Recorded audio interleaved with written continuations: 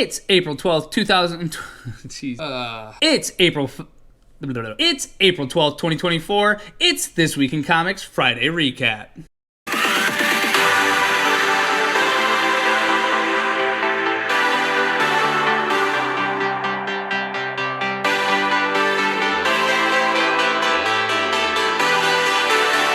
Welcome back to This Week in Comics Friday Recap. I'm going to get back on a more regular schedule here as we get going. Had a lot going on there. Was in Daytona Beach for Bike Week for about 5 days. I was in Las Vegas for the men's opening weekend of the NCAA tournament. I bet on most of the men's games, never bet on a women's game, even though the women's tournament was way more interesting if we're being honest. But I'm back, trying to get back on a regular schedule. Hopefully we'll have an eBay thing to announce here in the coming weeks. We'll see how that goes. But it is time to get back into the comics. So let's just grab from the pile right away. We have Uncanny Valley #1. Now, guys, I wasn't even going to pick up this issue. I even argued with one of the guys at the comic book shop that Fleeks is kind of a one-trick pony. He likes to do the little kids' art with like adult themes. And if you're wondering, I did read Feral #1. I'm not going to read Feral #2. I'm not a big zombie story guy, not a big fan of the kitty art. Now, this story, though, it mixes realistic art with the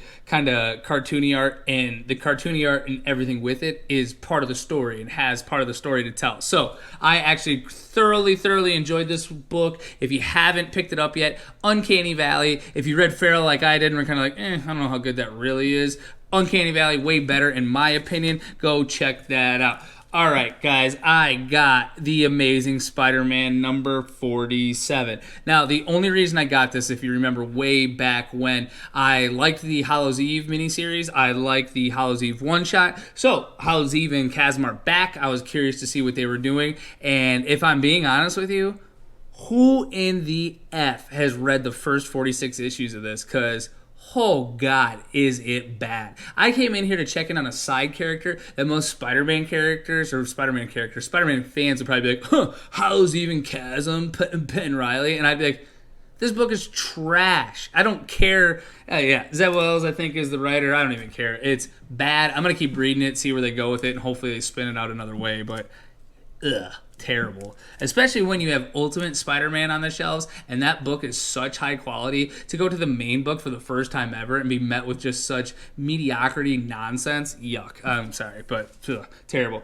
Alrighty, guys, we got Ultimate X-Men #2. Grab the variant edition. Actually, a lot of times you're going to see me grab the B cover because a lot of other people love the A cover at the comic shop, and I don't care. So I got the B cover, or one of the variant covers, one that I liked here. Now, with Peach Momoko in the Ultimate X-Men line, I really enjoy this book. I really like it. I like that it's not set in the United States. I like that it's a new set of powers, crazy, kind of deals with Japanese lore, things like that.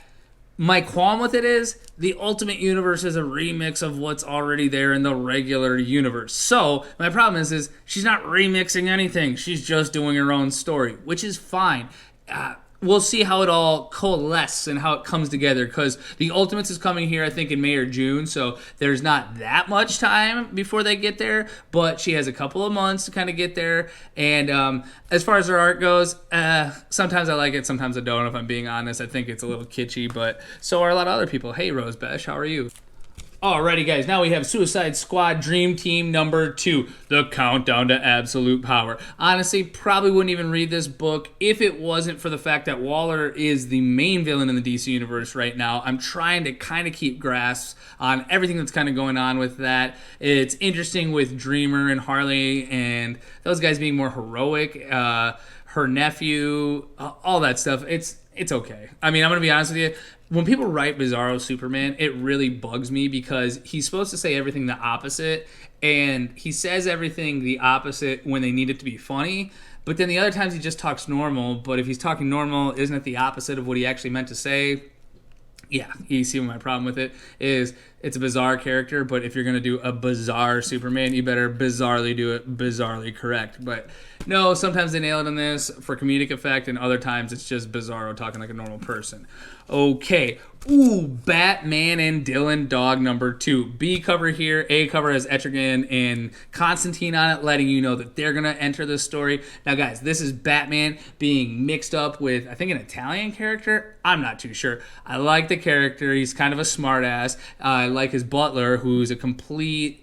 I don't even know how to put. He's a slapstick character, you know, and especially story gets injected with Joker venom. They're going after Joker. There's so many different things in this book. I like that we got to see more of Dylan Dog's version of things, or not version of things, like his rogues gallery, the people who kind of help him but are kind of his enemies. You know, we got more Batman-y in issue 1. Issue 2, way more Dylan Dog focused. I do like this book. If you haven't checked it out, the first issue is, I think, $4.99, but it's 88 pages. So it gives you plenty of room to decide whether you want to read the book or not, considering what's that, like 3, maybe 4 books on a normal day. Alrighty, guys. Sinister Sons #3. Now, I actually liked this book. The first 2 issues I thought were like, man, where are they going, or what are they doing with this? I don't know. This issue, I kind of liked it. I thought it was kind of funny that Major Tom is a character. The little nod there. I know in Sinister Sons #4 coming up, there's going to be some type of reveal that has to do with some of the other DC stuff because it was teased in a different DC book. But until we get there, we'll see how it factors in throughout, if you will. But trust me, something that happens in Sinister Sons #4 is going to factor into Green Lantern later on. So be on the lookout for that. Alrighty, Edge of Spider-Verse #3. I went with the Peach Momoko variant here, which is funny because I say her art's hit or miss sometimes. I don't know. Sometimes I like the creepy style that she has. It's very... I don't know. She has a very distinct art style. That's how I would put it. But Edge of Spider-Verse, you actually get 2 different Spider-Man stories here. And I'm not going to go into each Spider character and how things have changed or all that stuff. This issue was really good. I like both Spider characters. I like the remixes on the universes that they dwell in and how it goes back to Peter Parker and the normal, 616 or whatever the main... effing Marvel Earth is at this point. Alrighty. Now we have Beneath the Trees Where Nobody Sees #5. One of the hottest books out there. Go buy these issues. Again, I've said this a million times, Richard Scarry's world of anthropomorphic animals, where weirdly there's actually real animals, I guess. That was more prevalent in this issue, which was super interesting because are the wild animals, do they become anthropomorphic, or are you born one? Can you become the other? I don't know. But Beneath the Trees, a serial killer bear gets caught. And guess what, guys? I think that our poor friend who discovered her and set her up is in for his downfall in issue #6. But Beneath the Trees Where Nobody Sees #5, another great issue for sure. Alrighty, guys, now we're going to The Outsiders #6, the final issue. Wait, what? No, now you'll see that it's the final issue somewhere in this issue as we go to the place between pages, the place where characters are lost when their series gets canceled or a crisis happened and their origins retconned, and now these 2 characters fused together. This is a super meta book, and I believe what they're leading to is how Drummer and Planetary have been lost between the pages. I've never read Planetary. It's sometimes actually kind of hard to find on the internet. People regard it as one of the best runs on superhero comics that there's been in a long time. And you can't find it anywhere, which isn't good for a good book. I love that Kate Kane and Luke Fox and Drummer are connecting themselves to this. Some people might hate it. Cry about it. It's comics. Everything isn't sacred. I'm sorry. And that's coming from me, who will hold certain things sacred and then get mad when people break that sacredicity. That's not a word. All right. But Outsiders #6. I love this book. I would definitely check it out.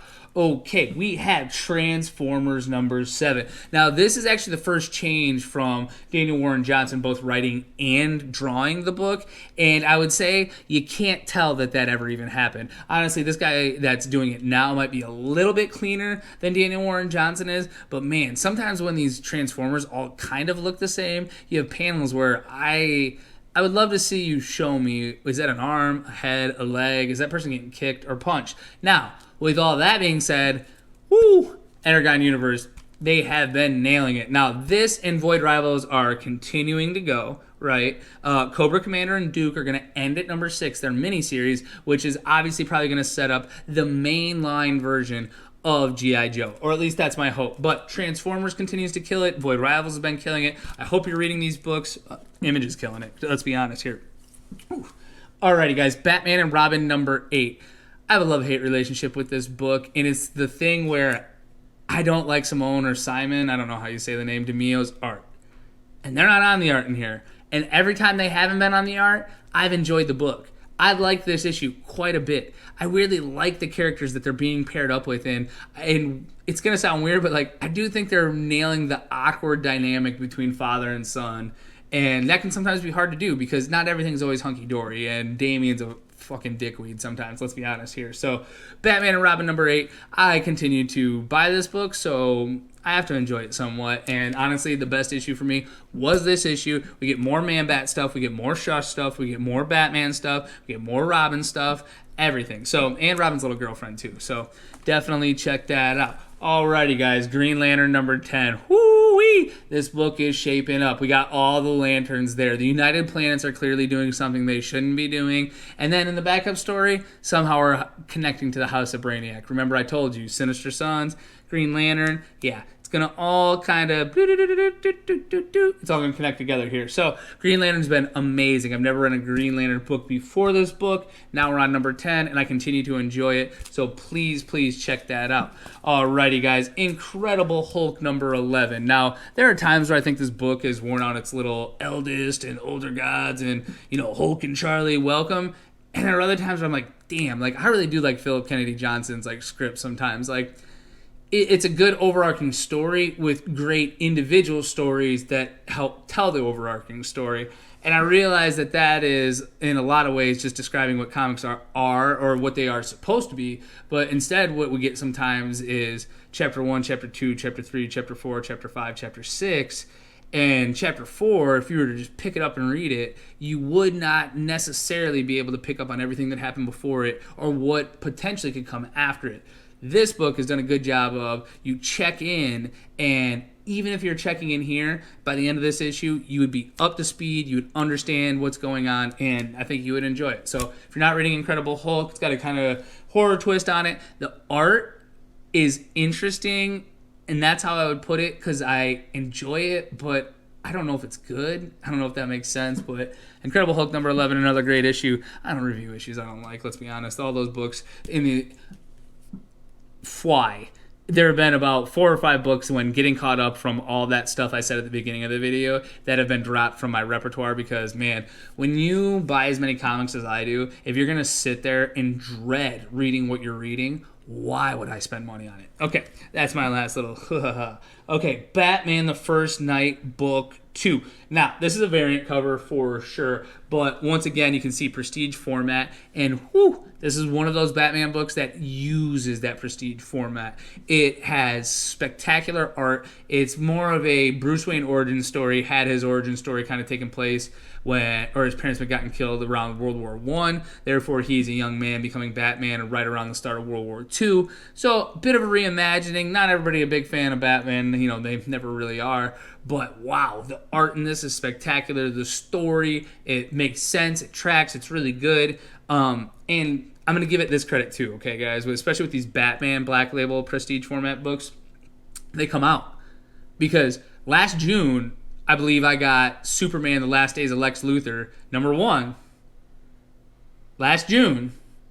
It's April, right? So what do we got? 2 more months and we're going to be caught up to June again? Number 2 has not come out. So say what you will for the prestige format books and whether you enjoy the bigger formats or what have you, but at least with certain people, certain creators, and certain stories, the books seem to come out, and I do enjoy that. They're not delayed. Alrighty, guys, that is it. Now, like I said, I am going to be checking in with Mega City 2. We're going to look at some of the stuff they have there coming up. They got some big-time issues that you guys might be looking forward to. Maybe I can pimp it here a little bit early for you, let you know where to go find it so you can get it before anybody else, especially some exclusive variants and things like that. So be on the lookout for that. Otherwise, this is about the time where I take a breath, fade to black, hit the music. Take me